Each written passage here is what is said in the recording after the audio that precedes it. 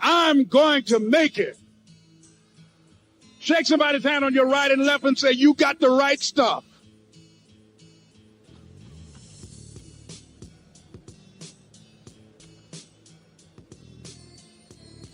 So, yes, it's possible for you to live your dream.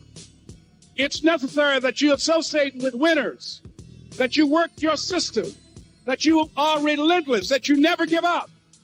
It's you. You've got to take personal responsibility. You've got to make it your personal business to make it happen. And you've got to resolve within yourself that I can do this, that it's hard. But you've got to say, I'm the one. I'm the one to make this happen. I'm the one to become successful in this business. As you work to help other people to become successful, that feeds your success.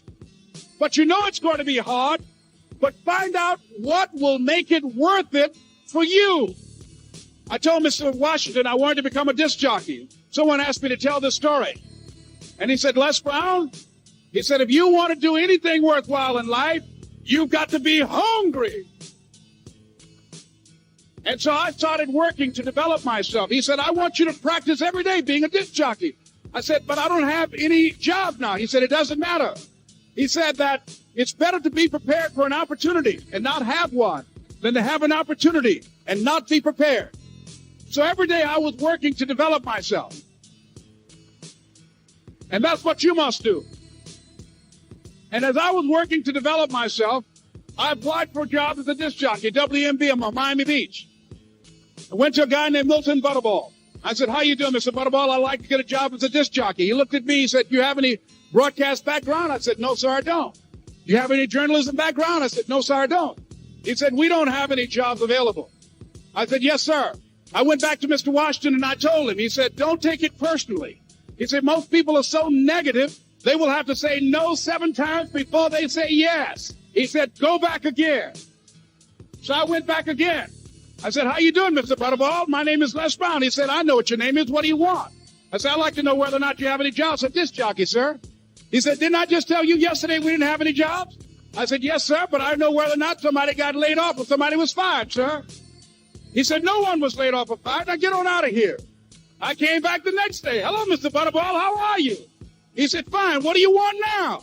I said, I'd like to know whether or not you got any jobs, sir. Didn't I tell you the last 2 days we didn't have any jobs? I said, yes, sir, but I don't know whether or not somebody got sick or somebody died, sir. He said, no one got sick or died. Now don't come back here and throw me out again. I came back the next day like I was seeing you for the first time. I said, hello, Mr. Butterball. How are you? He looked at me with rage. He said, go get me some coffee. I said, yes, sir.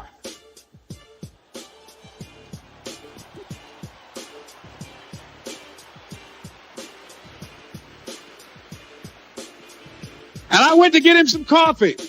After a while, I would give them lunch and dinner, and I would go in the control rooms and take the disc jockeys their food, and I would not leave until they would ask me to leave. Then they started trusting me to pick up entertainers that came to town. Entertainers like the Four Tops and the Temptations and Donna Ross and the Supremes. I would drive them all over Miami Beach in the disc jockeys' big long Cadillacs. I didn't have any driver's license, but I was driving like I had some.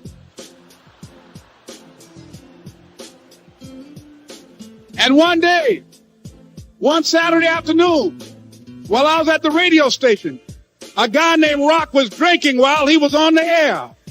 I was the only one there, looking at him through the control room windows, walking back and forth, young, ready, and hungry. I was saying, drink, Rock, drink. Drink, Rock. I'd have gone to get him some more if he'd asked me to. Pretty soon the phone rang and it was the general manager. And I answered the phone. I said, hello? He said, Les, this is Mr. Klein. I said, I know. He said, Rock can't finish his program. I said, I know. He said, would you call one of the other DJs in? I said, yes, sir. I hung the phone up. I said, now he must think I'm crazy. I called my mom and my girlfriend, Cassandra. I said, y'all turn up the radio and come out on the front porch. I'm about to come on the air.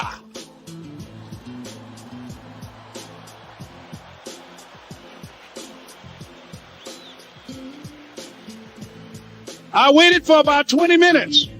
And I called him back. I said, Mr. Klein, I can't find nobody. He said, young boy, do you know how to work the controls? I said, yes, sir. He said, go in there and don't say nothing here. I said, yes, sir.